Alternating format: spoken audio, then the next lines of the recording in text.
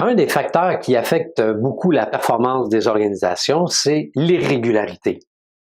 L'irrégularité, ou mura dans la littérature provenant du Japon, c'est la fluctuation de la charge de travail. L'irrégularité est source de nombreux gaspillages dans l'organisation. Donc, ça nuit énormément à l'efficacité de vos processus et de vos ressources. Lorsqu'il y a une grande variation dans la quantité à produire, c'est une démonstration claire qu'il y a de l'irrégularité dans votre organisation. Par grande variation, je veux aussi dire s'il y a des pics de production. Souvent, les pics de production sont artificiels. Nous en sommes la source parce que nous avons planifié les choses ainsi ou parce que nos processus nous permettent de produire en lot.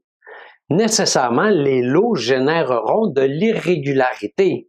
Imaginez, quelqu'un a un poste de travail qui se fait livrer un lot de 50 dossiers. Ça crée une irrégularité dans la charge de travail de cette personne-là. Par contre, il y a des cas où l'irrégularité, on n'a pas beaucoup de contrôle sur celle-ci. Je pense par exemple au service des urgences d'un centre hospitalier. On a zéro contrôle sur le nombre de patients qui se présentent à l'urgence.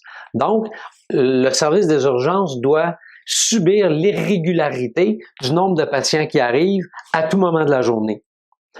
Par contre, dans d'autres organisations, et si on se transpose aux 14 principes organisationnels, l'idée c'est de tenter de niveler la charge de travail de manière uniforme afin de distribuer celle-ci, comme je disais, de manière uniforme au cours de la journée et réduire l'impact de l'irrégularité. Il y a la saisonnalité qui peut affecter une organisation, mais d'autres fois, il y a une irrégularité tout à fait artificielle qui est causée par la manière dont on s'organise, la manière dont on fait venir les clients dans notre organisation ou la manière dont on a configuré nos processus. Donc, l'irrégularité aussi peut avoir un impact sur la qualité de ce qui est généré dans l'organisation.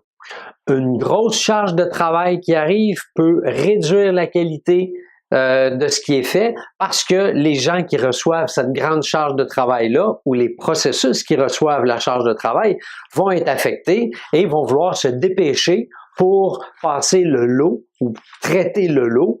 Et dans ce cas-là, il arrive parfois que le niveau de la qualité va être diminué. Une autre caractéristique de l'irrégularité, ça peut être les fréquents cas spéciaux. Donc, plus on accepte des cas spéciaux qui nous demandent de déroger des processus auxquels nous sommes habitués de travailler, bien, plus cette irrégularité-là peut affecter l'efficacité et la performance de l'organisation.